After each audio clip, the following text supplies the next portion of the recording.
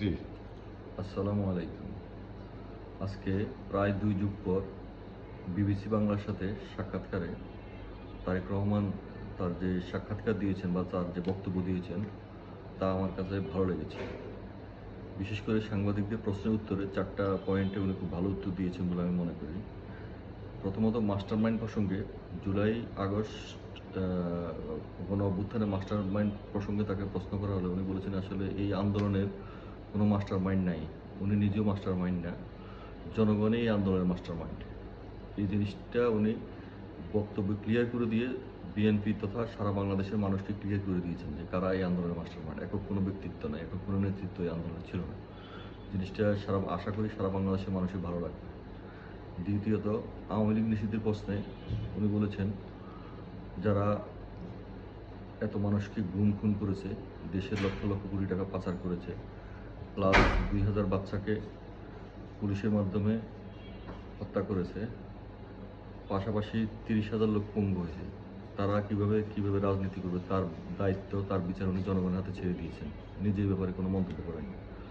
তৃতীয়ত, দেশে আসা নিয়ে ওনাকে প্রশ্ন করা হলে উনি বলেছেন খুব তাড়াতাড়ি আসবেন এবং টেকনিক্যালি সেটা এড়িয়ে গিয়েছেন। বাট বলেছেন, আমি যদিও ১৭ বছর লন্ডনে ছিলাম, কিন্তু আমার প্রাণটা, আমার মন, মানে দেহটা ছিল লন্ডনে, বাট আমার মন পড়েছিল বাংলাদেশ এবং বাংলাদেশ নিয়ে উনি সবসময় যোগাযোগ করেছেন।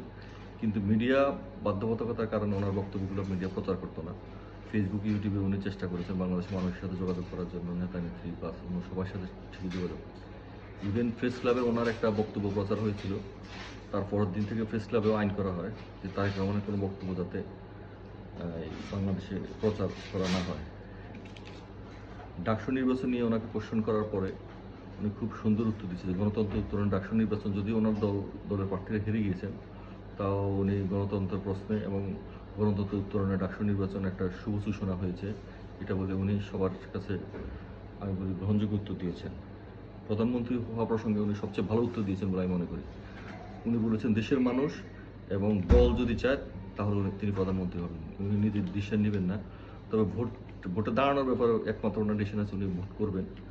তো সব মিলিয়ে আজকে অনেকদিন পর সাক্ষাৎকার দেওয়ার পরেও সাংবাদিকদের সামনে প্রাণোজ্জ্বল, প্রাণবন্ত ভাষায় কথা বলতে পেরেছেন এবং কোনো প্রকার ভুল করা ছাড়া ভালো উত্তর দিয়েছেন বলে আমি মনে করি। এটা বিএনপিকে সমাদৃত করবে, বিএনপির সাপোর্ট বাড়াবে বলে আমি বিশ্বাস করি। ধন্যবাদ।